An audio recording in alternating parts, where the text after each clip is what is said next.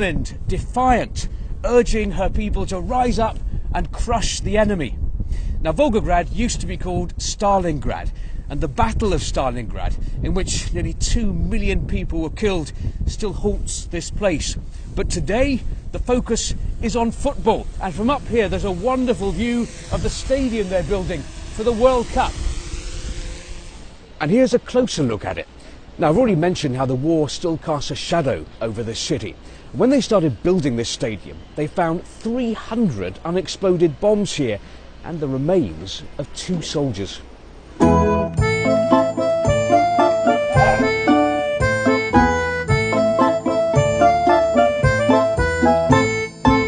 Saransk is the least known of all of the World Cup cities, even to Russians, and one way to get there is to take an overnight train like this one.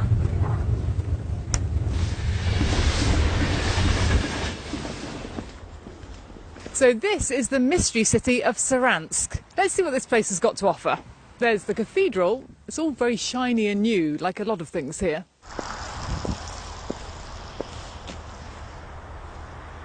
And there's a lot of statues here.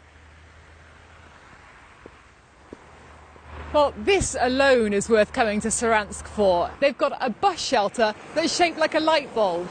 Now that's because in the Soviet Union, 1/3 of all light bulbs were made here. And this is where the fans will end up, the Mordovia Arena. That's assuming it's ready on time.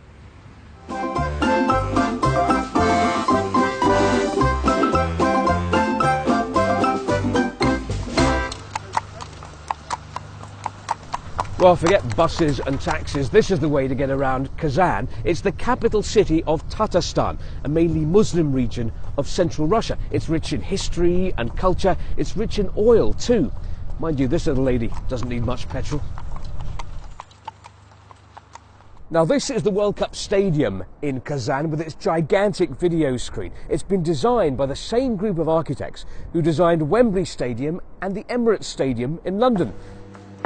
And for hungry football fans, there'll be plenty of choice. This, for example, is the Tatarstan version of the good old British pasty. Echpochmak, it's called. That's beef, potatoes and onion. And there it goes into the oven.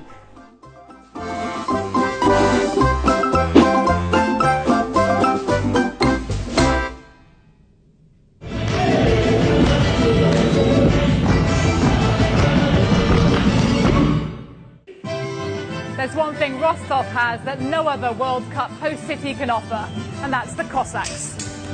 Historic warriors and defenders of Russia's frontiers, they could also do all this.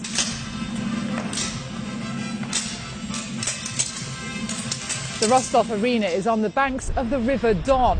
Now, this stadium was designed by the same company that's behind the Emirates Stadium in London, the new Wembley, even the new Spurs ground there. After the World Cup, it's the local Rostov team that'll get access to all that. Rostov has got a brand new airport for the occasion. Here inside, they're just putting the finishing touches to it all. This is the only one of the host cities that's had an airport built from scratch for the World Cup. But there's still plenty of traditions like this to enjoy here.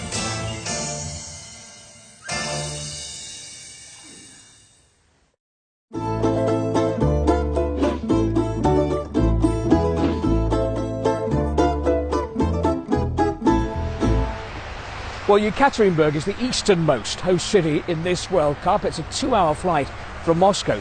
It's also the place where 2 continents meet. Here you can put one foot in Asia and the other foot in Europe. Let's hope the snow's gone come kick-off time, otherwise all the teams will get cold feet. And here's the stadium. It was built by German prisoners of war after World War II, and now it's getting a facelift. And to make sure it meets the World Cup minimum capacity requirement of 35,000, they put in temporary stands behind the goals. And if you'd like to know who's going to lift the World Cup trophy, ask my friend over here. Meet Suri, the fortune-telling meerkat in Yekaterinburg Zoo. I'm told he has plenty of experience picking winners. Let's see where he's gone. Oh, England. Oh, that's a good sign.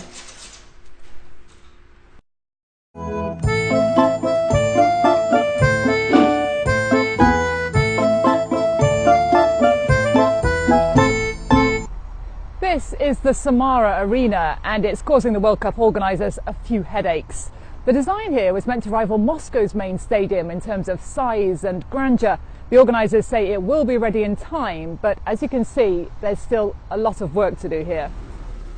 This is Lada Land, home to the old Soviet car that was once the butt of so many jokes. You don't see many old models like this one on the roads anymore, but Irina's a huge fan.